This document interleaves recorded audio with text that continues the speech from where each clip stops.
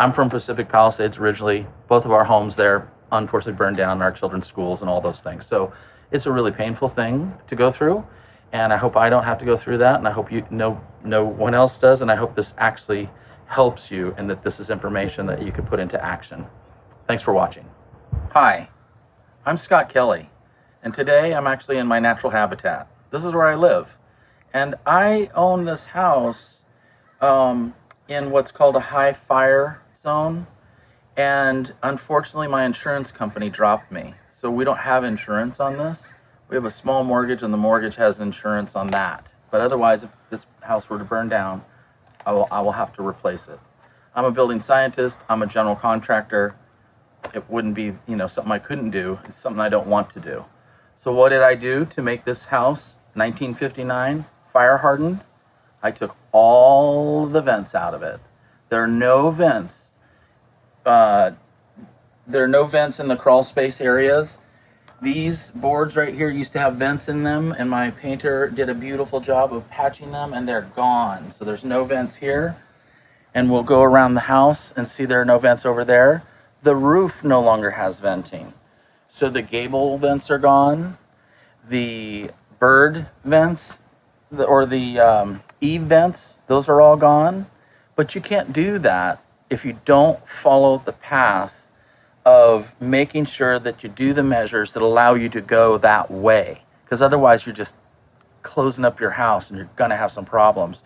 Your main problem that you're gonna have if you really tighten up your house like that is gonna be a vapor drive from the earth, especially if it's a crawl space. Slab on grade, this is not really the case so much, but, and you wouldn't have, of course you wouldn't have lower venting on slab on grade, but if you had crawl space, that is dangerous because embers can easily go in there and so forth. But if you needed those vents and now you're going to get rid of the vents, what do you have to do to get rid of the vents? So we're going to show you a vapor barrier that gets installed on the earth side of the house. That vapor barrier isn't just laid down plastic. We'll show you the pieces and the parts. It's very arduous to install this system, but it is the key to getting rid of those vents. So you've stopped the vapor drive at its source, right? So now you don't need to ventilate that, and you don't have a vapor drive that's moving through the house naturally that wants to communicate out of the house through the roof venting. So you have another measure that you have to do in the attic, and these are code compliant measures. These aren't just, if you do this, you could get this. It's like, if you're gonna get rid of the vents, and then you're gonna call that conditioned space. It's not truly conditioned, but you've got actually a side on the earth that you didn't have before. Before that, you had the earth vapor drive communicating with the house, and because the house is semi-leaky, it's going right into the house and making its way all the way up to the gable. And then sometimes it gets to the gable, and then we have something called strata effect, and that's another part of why we have to do another measure. The strata effect is where it's too cold outside, too warm inside, and moisture has been driving maybe all the way from the ground, maybe from the people and the occupants, and it's driving up, and now it needs to get out. It needs that ventilation to get out. But in this case, there is no vapor drive. It doesn't need to get out.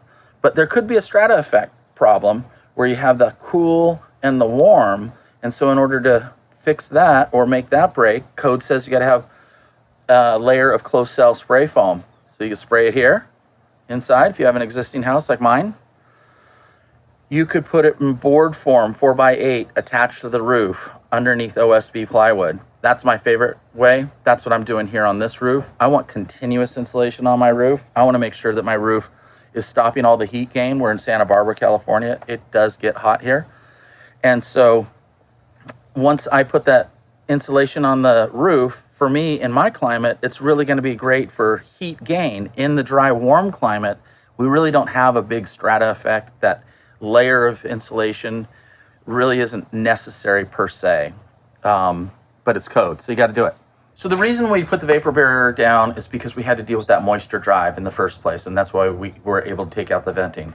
So embers getting under the house and starting the house on fire, that's not really the biggie. The biggie is the attic, right? They went into the roof, started attics on fire, and off it went. So that's really what I wanted to do. Is I wasn't as as interested in closing up the vents around the outside of the house on the earth side, but I definitely was with the attic. So we had vents here and here and here. These are called eave vents, and here.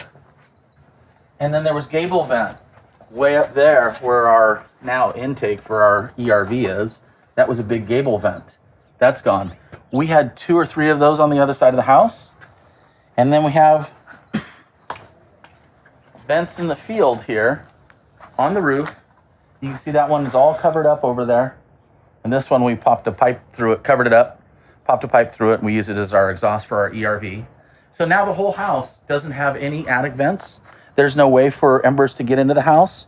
If I were to know that there was a fire in advance, we could climb up to both those locations and cap them with metal, right? So then nothing can get into the house. So that being said, there's still a couple of weak links in this house. So I'll just tell you what they are and what I'm planning to do. So just to be clear, I'm a building scientist, general contractor, and my approach to this fire hardening is through the assemblies. So the assemblies don't have those vents and those weak points, right? So you would have the fire guys that would tell you, don't have anything within 5 feet of your house. That is a weak link right there. That's got to be changed out. It could be steel. There's even a fireproof wood product that looks pretty much like that on the marketplace. So you have that category. You know, the guys are all telling you, hey, I've got this product and that product, and that's a fire hardening system. So yeah, that's going to go. All the plants that used to be here and all the way around the house and in the front of the house, they're all gone. They don't want anything within 5 feet. That's what the fire guys are saying, right? So fire guys are saying defensible space. The building materials guys are saying, okay, these are the materials that you could use. And the building science guys saying, okay, here's how you assemble that to make that work.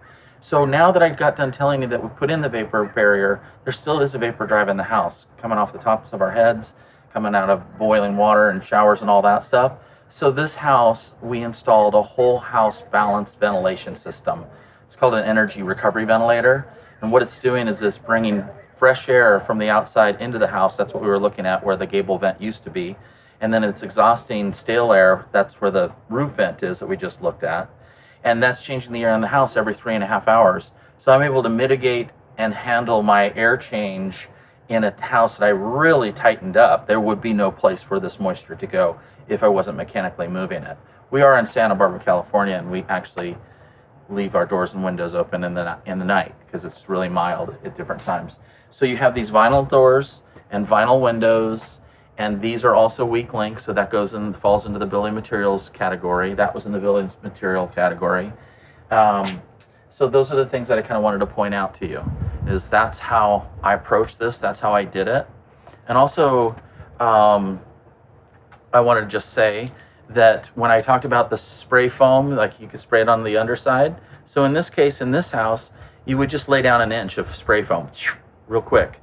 And on my roof, the underside of my roof, I then have netting and blown in chemical-free fiberglass insulation. And so it fills up the entire bay, and that vapor barrier or air impermeable barrier, which is the code required insulation sandwich layer in the assembly, could be sprayed on the underside, or it could be put on the roof deck and board. I'm going to change my roof to a standing seam steel roof, and I'm going to put my board under there. So what I did on my house is I netted it and I fully insulated the underside of the roof deck, but I don't have the foam in my system yet. And if you're a building science guy and thinks that's crazy, I'm in a dry, warm climate, and I actually am trying to see if I can get this to fail, and no problem after the last 3 years. I am going to change the roof. I am going to go code compliant. I do want to stop that heat gain. I do want that steel roof as a hardening, fire hardening thing. But for the record, that's how I'm handling this house right now. So thanks for taking some time. I hope this helps you. I'm from Pacific Palisades originally. Both of our homes there unfortunately burned down, our children's schools and all those things. So it's a really painful thing to go through. And I hope I don't have to go through that. And I hope no one else does. And I hope this actually helps you and that this is information that you can put into action. Thanks for watching.